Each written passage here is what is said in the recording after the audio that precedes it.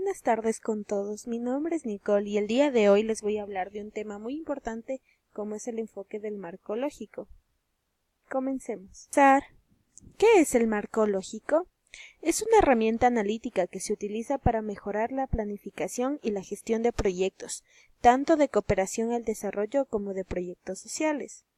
Este enfoque aparece por primera vez en la década de los 60 y desde entonces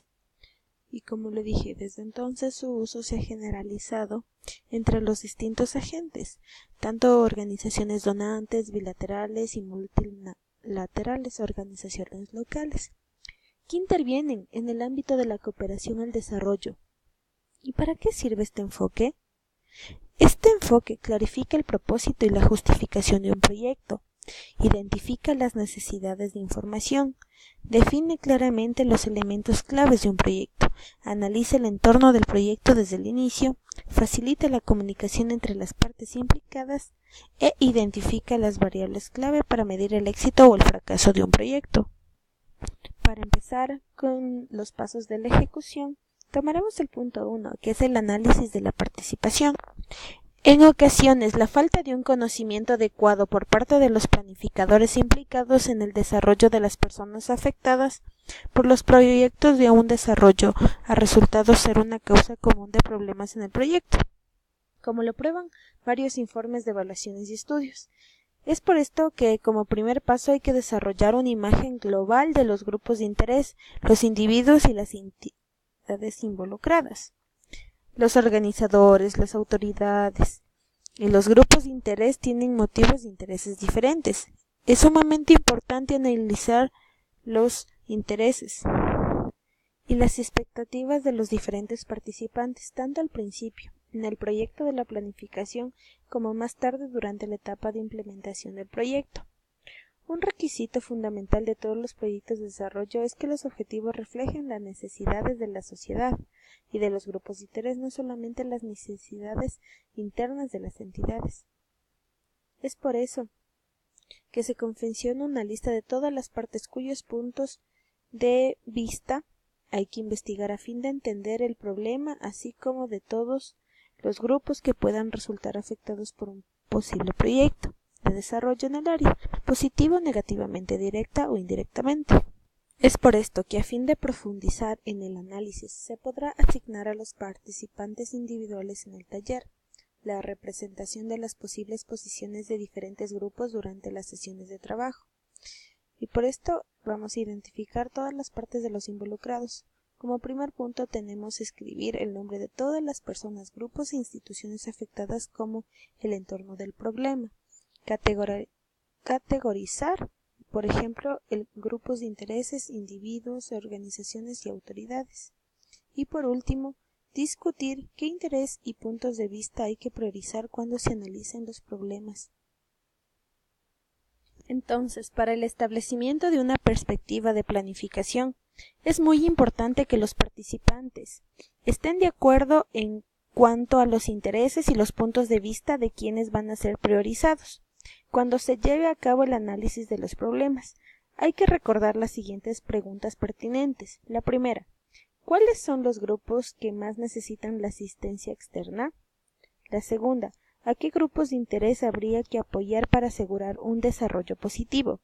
Y por último, ¿cuáles son los conflictos que probablemente ocurrirán al apoyar a ciertos grupos y qué medidas pueden tomarse para evitar los conflictos? No hay que olvidar el establecer las prioridades, es decir, decidir qué interés y puntos de vista hay que priorizar cuando se lleve a cabo el análisis de los problemas. Como paso 2 tenemos el análisis de los problemas. Partiendo de la información disponible se analizará la situación existente, es decir, se identificarán los principales problemas y se visualizarán las principales relaciones causales que existen entre estos por medio de un árbol de problemas. Es por eso que a menudo se puede restringir el mandato del taller sobre el enfoque del marco lógico a un sector, área específica o subsector, etc. Entre otros casos se desarrollará el taller relacionándole con un proyecto particular que ya esté en curso. Es importante que todas las opciones posibles permanezcan abiertas durante el análisis de los problemas. La finalidad de esto es que se establezca un panorama de la situación. Posteriormente se estrechará la perspectiva y se profundizará a fin de preparar el diseño de un proyecto. Entonces, para formular los problemas, primero hay que identificar los problemas existentes y no posibles, imaginados o futuros. En segundo lugar, tenemos un problema no es la ausencia de una solución, sino un estado negativo existente. Por ejemplo, lo falso sería decir no hay insectos disponibles. Lo correcto sería decir la cosecha está infectada de insectos. Y como tercero tenemos solamente un problema por tarjeta, es decir, solamente hay que tomar en cuenta el problema más relevante que se presente.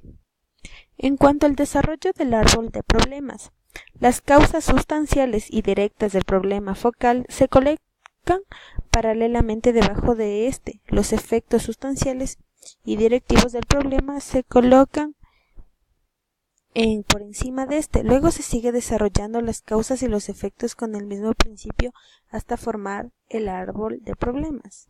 Específicamente para el desarrollo del árbol de problemas, por primer lugar tenemos que identificar las causas sustanciales y directas del problema focal. En segundo lugar tenemos que identificar los efectos sustanciales y directos del enfoque focal. En tercer lugar, tenemos que construir un árbol de problemas que enseñe las relaciones de causa y efecto entre los problemas. Y por último, revisar el árbol de problemas, averiguar si es válido y completo, haciendo los ajustes necesarios. En cuanto al análisis de objetivos, se transformará del árbol de problemas a un árbol de objetivos y se va a analizar desde arriba hacia abajo. Se vuelve a formular todos los problemas transformándolos en objetivos. Afirmaciones positivas. De igual manera se transforma el problema focal en un objetivo y ya no se realiza. Se pueden solucionar las dificultades de la reformulación al aclarar el planteamiento original del problema. Para el desarrollo del árbol de objetivos, primero, reformular todos los elementos del árbol del problema en condiciones deseables y positivas. En segundo lugar, revisar las relaciones medios-fin resultantes a fin de garantizar que el árbol de objetivos es válido y completo. 3. Si es necesario, revisar los planteamientos, borrar los objetivos que aparecen irreales, agregar nuevos objetivos cuando sea necesario. Y 4. Trazar líneas de conexión para indicar las relaciones medio-fin. Como paso 4 tenemos el análisis de las alternativas, cuyo propósito es identificar las posibles opciones, valorar sus posibilidades de ser llevados adecuadamente a la práctica y acordar una estrategia del proyecto. Se identifican las posibles ramas medio-fin alternativas en el árbol de objetivos que pueden convertirse en posibles proyectos si se traza un círculo alrededor de ellas. Estas ramas medio-fin constituyen las opciones alternativas.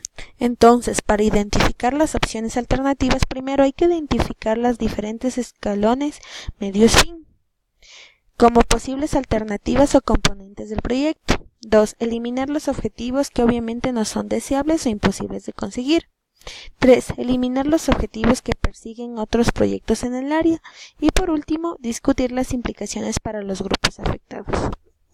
Como paso 5 tenemos la identificación de los principales elementos del proyecto, es decir, que una vez escogida la estrategia del proyecto se extraen los principales elementos del proyecto del árbol de objetivos y se transfieren a la primera columna vertical de la matriz del proyecto. Hay que empezar desde arriba y trabajar hacia abajo, decidir cuál es el objetivo global y cuál es el específico. Si fuera necesario hay que cambiar la redacción del árbol de objetivos para que sea más exacto. El objetivo global describe anticipadamente el objetivo a largo plazo que se contribuirá del proyecto, justificación del proyecto, mientras que el objetivo específico describe los efectos esperados del proyecto, la proposición, o sea, el propósito del proyecto, para los beneficiarios directos como una condición futura precisamente planteada.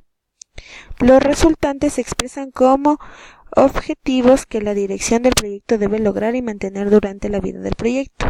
Su impacto combinado deberá pasar para lograr el objetivo inmediato. Las actividades se expresan como procesos. No es necesario detallar las actividades, hay que indicar la estructura básica y la estrategia del proyecto. De esta manera se enumeran todos los resultados, luego habrá que enumerar cada actividad en relación al resultado correspondiente y se expresan los principales insumos en términos de presupuesto, personal y bienes.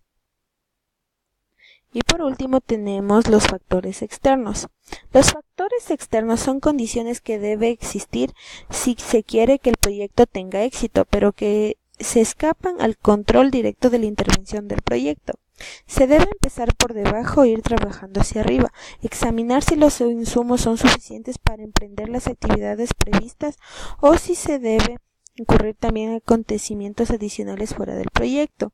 Algunos factores externos pueden derivarse de elementos en el árbol de objetivos que no estaban incorporados en el proyecto. Para identificar estos factores externos se puede derivar del árbol de objetivos, se formulan como condiciones positivas, se relacionan a los diferentes niveles y se valoran en términos de importancia y probabilidad. Esto es todo, muchas gracias.